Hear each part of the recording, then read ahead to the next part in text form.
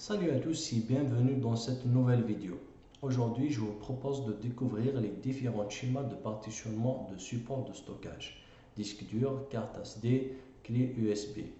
Alors, commençons par le MBR, le premier introduit par IBM DOS 2.0 en 1983.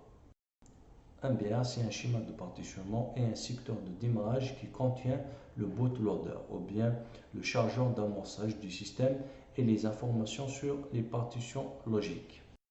La taille du MBR sont les 512 premiers octets du disque. Alors, le rôle de MBR, c'est de détecter l'emplacement du chargeur d'amorçage.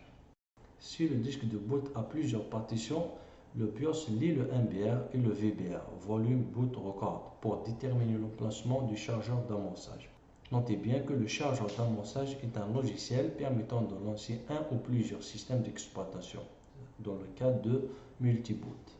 Le MBR fonctionne avec des disques en maximum de 2,2 Teraoctets et permet aussi de créer 4 partitions premium au maximum. Bien sûr, les informations de chaque partition sont stockées sur 16 octets. Par exemple, si vous voulez créer plus de 4 partitions, vous devez faire de l'une de vos partitions une partition étendue et créer des partitions logiques.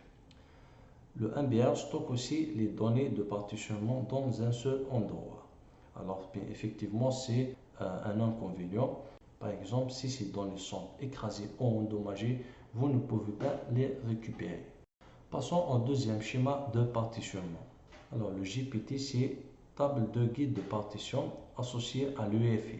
Notez bien que l'UEFI, c'est l'interface micro-logiciel extensible unifiée. En anglais, c'est Unified Extensible Firmware Interface. Le GPT permet de créer des partitions avec des identifiants uniques.